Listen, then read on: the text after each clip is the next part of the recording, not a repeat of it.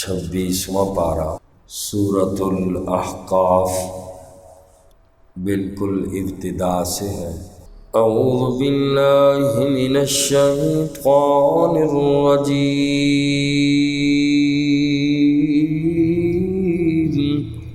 بسم اللہ الرحمن الرحیم،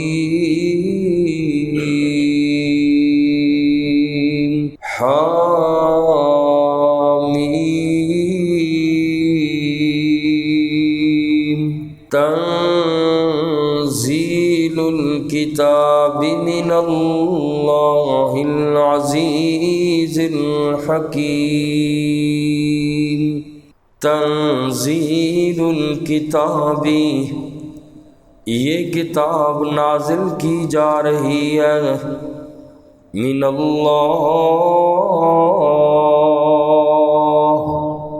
اللہ کی طرف سے، العزیز الحکیم،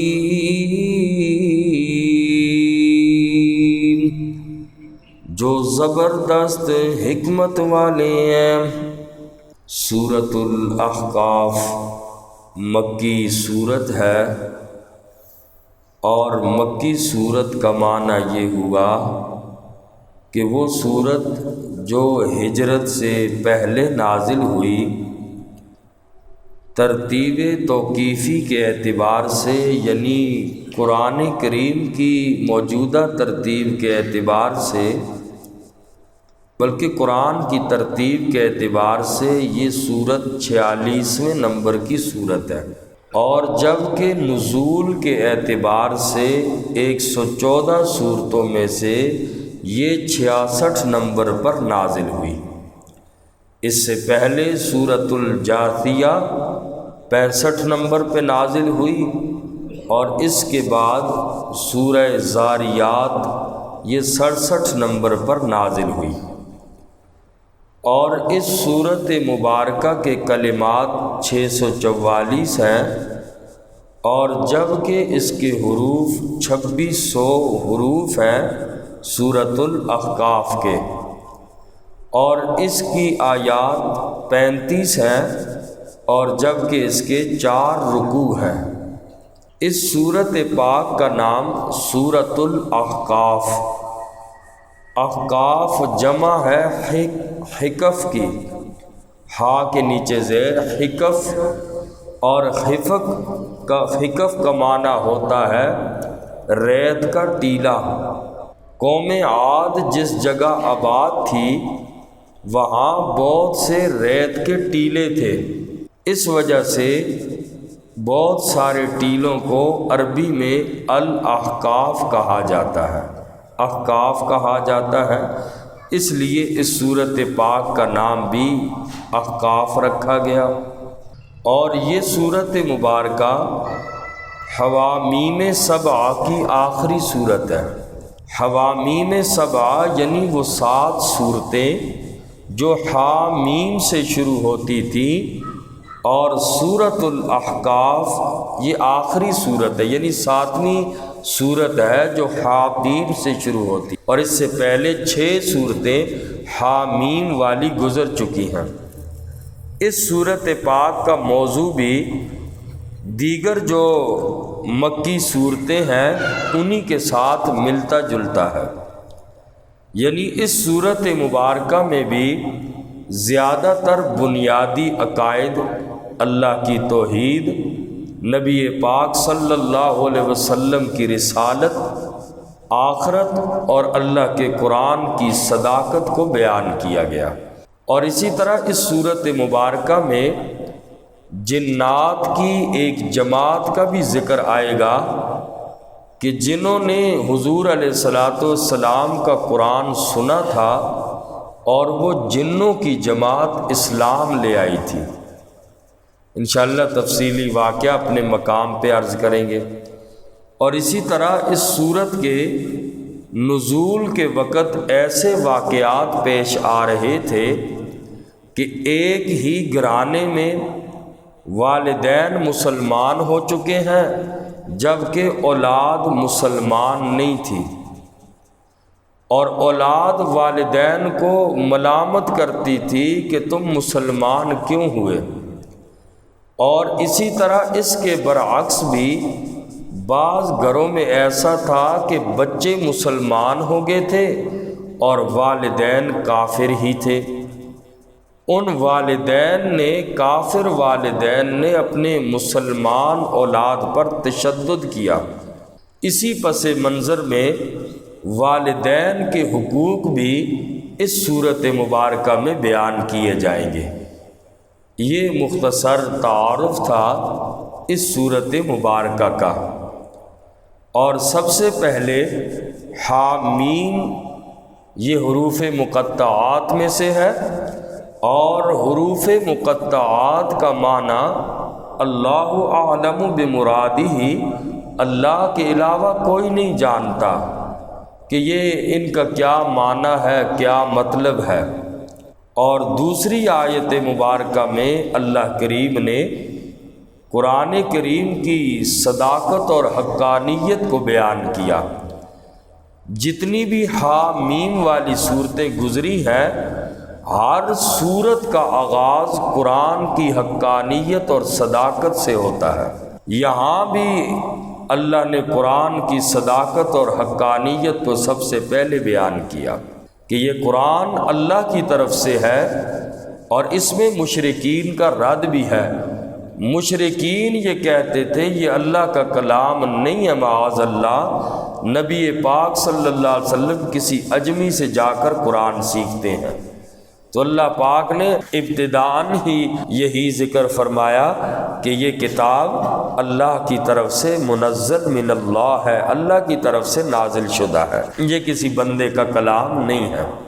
فرمایا تنزیل الکتاب من اللہ العزیز الحکیم، یہ کتاب اللہ کی طرف سے نازل کی جا رہی ہے، وہ رب کریم کی ذات العزیز جو غالب ہے، الحکیم بڑی ہی حکمت والے ہیں۔ ما خلقنا السماوات والارض، نہیں ہم نے پیدا کیا آسمانوں کو اور زمینوں کو، وما بینہما، اور جو کچھ ان دونوں کے درمیان میں ہے، الا بالحق، مگر خاص مقصد کے لیے ہم نے زمین و آسمان کو پیدا کیا، وَأَجَلٍ مُّسَمًّى، اور ایک معین میعاد تک کے لیے ہم نے ان کو پیدا کیا۔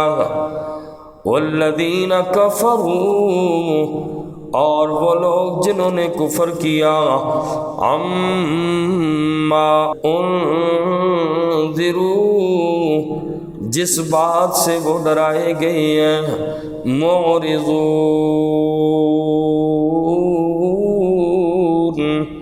منہ پھیرنے والے ہیں۔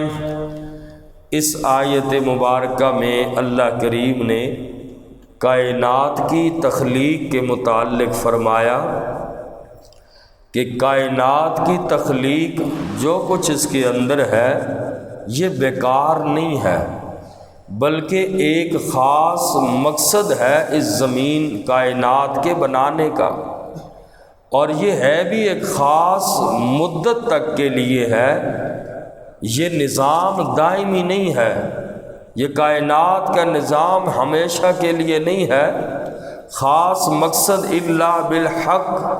اللہ فرماتے ہیں پہلی بات تو یہ ہے خاص مقصد کے لیے میں اللہ نے اس کو بنایا۔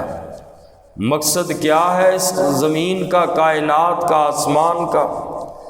اس کا مقصد یہ ہے کہ مکلف مخلوقات کو احکامات دیے جائیں۔ دنیا کے اندر مکلف صرف انسان اور جنات کی مخلوق ہے۔ اللہ نے دنیا میں ان کو احکامات دیے اور فرما دیا کہ یہ دنیا میں تمہارا امتحان ہے، جو کچھ تم دنیا میں کرو گے آخرت میں اسی کے مطابق تمہیں جزا اور سزا ملے گی۔ فرمایا یہ اس کائنات کا مقصد ہے، اور فرمایا وَأَجَلٍ مُّسَمَّى، خاص مدت تک کے لیے ہے، ہمیشہ کے لیے نہیں ہے یہ دنیا، یعنی قیامت تک کے لیے ہے، پھر کائنات کا نظام ختم ہو جائے گا۔ اور فرمایا جو لوگ اس بات کو نہیں مانتے کہ یہ کائنات خاص مقصد اور خاص وقت کے لیے ہے، وہ لوگ آخرت سے منہ پھیرنے والے ہیں، آخرت سے اعراض کرنے والے ہیں۔ لوگوں کو بار بار اس آخرت سے ڈرایا گیا، مگر ان لوگوں کو آخرت کی کوئی فکر ہی نہیں ہے۔ اور اگلی آیت مبارکہ میں بھی اللہ کریم نے اپنی توحید کو ثابت کیا، مشرکین کے شرک کو اللہ نے رد فرمایا۔ فرمایا قُلْ رَأَيْتُمْ، اے میرا پاک پیغمبرا فرما دیجئے، اَرَأَيْتُمْ بتاؤ تم، ما تدعون من دون اللہ، جن کو تم پکارتے ہو اللہ کے علاوہ، ارونی دکھلاؤ مجھے، ماذا خلقوا من الارض، انہوں نے زمین میں کیا چیز پیدا کی ہے، ام لہم شرک فی السماوات، یا ان کے لیے آسمانوں میں شراکت ہے، ایتونی بکتاب من قبل ھذا، ایتونی لاؤ تم میرے پاس بکتاب کوئی کتاب، من قبل ھذا اس قرآن سے پہلے، او اثارۃ من علم یا کوئی منقول بات علم کی، ان کنتم صادقین، اگر تم سچے ہو۔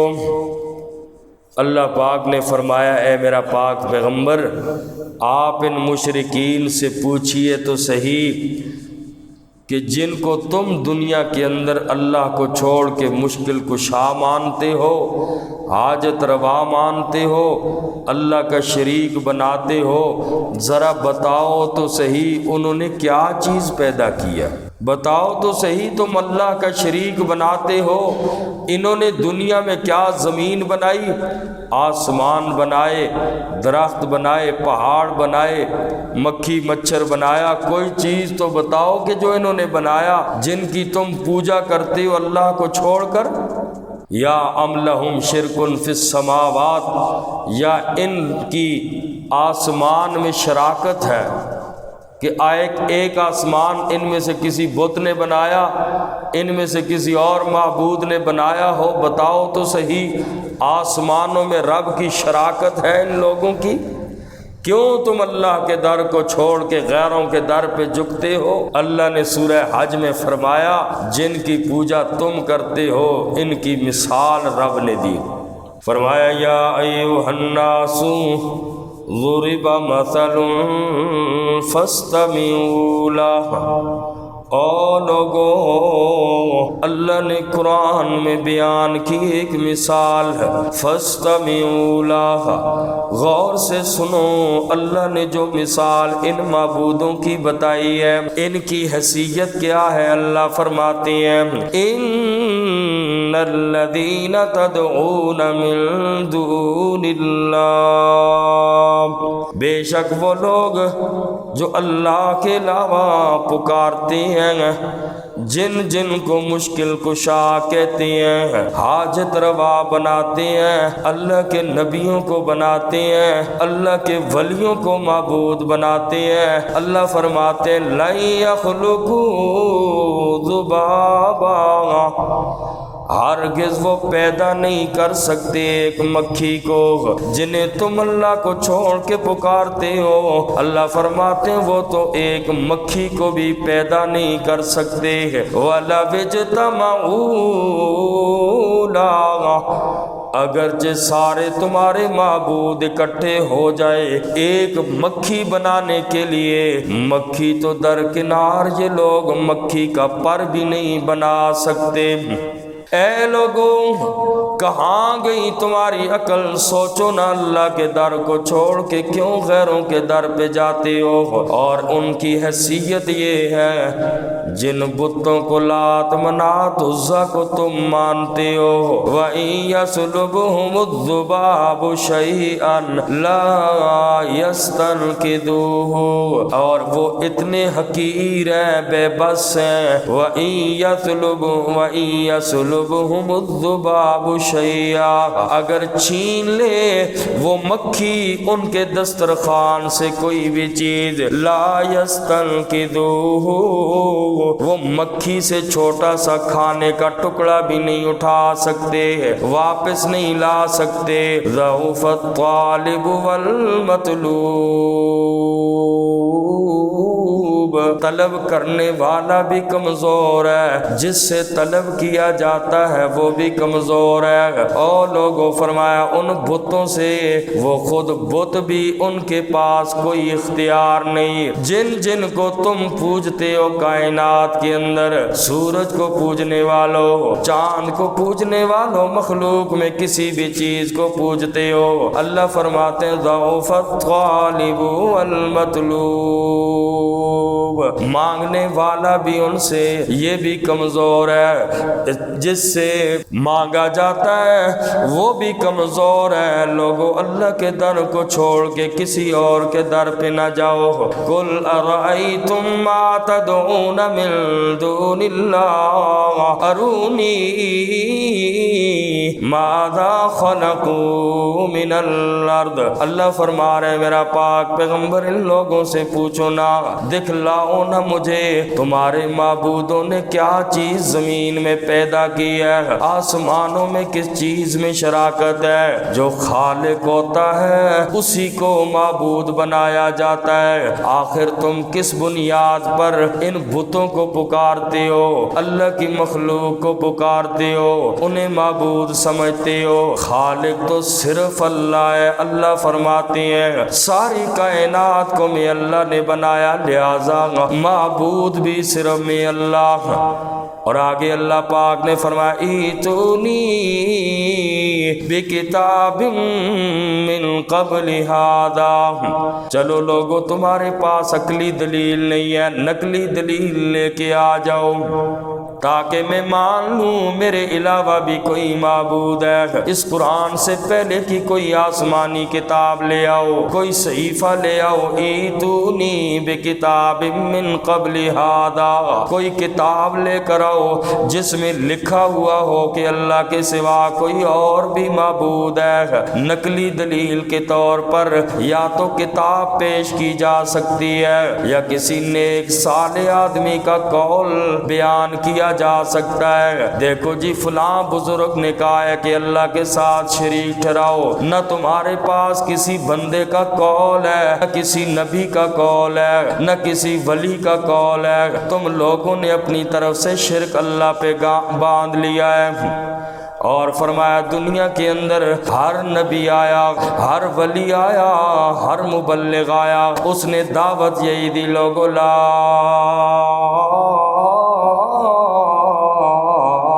الہ الا اللہ، ہر نبی کی دعوت اللہ کی توحید والی دعوت، ہر ولی کی دعوت اللہ کی توحید والی دعوت، ہر مبلغ کی دعوت اللہ کی توحید والی، ہر دائی کی دعوت اللہ کی توحید والی ہے۔ اے لوگوں بتاؤ نا تم نے یہ دلیل کہاں سے گڑ لیا؟ کوئی دلیل تو لے آؤ۔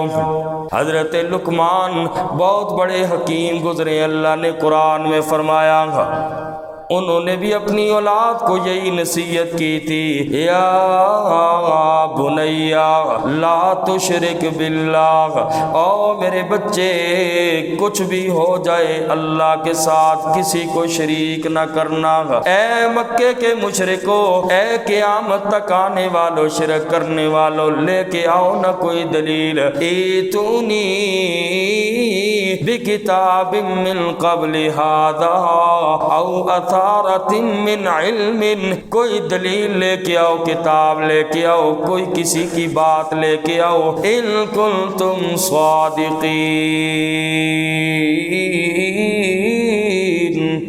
اگر تم سچے ہو دلیل لے کے آؤ۔ اللہ کی توحید کے خلاف دلیل ہے نہیں ہے ان لوگوں کے پاس، کیا دلیل لے کے آئیں؟ اللہ ہم سب کو عمل کی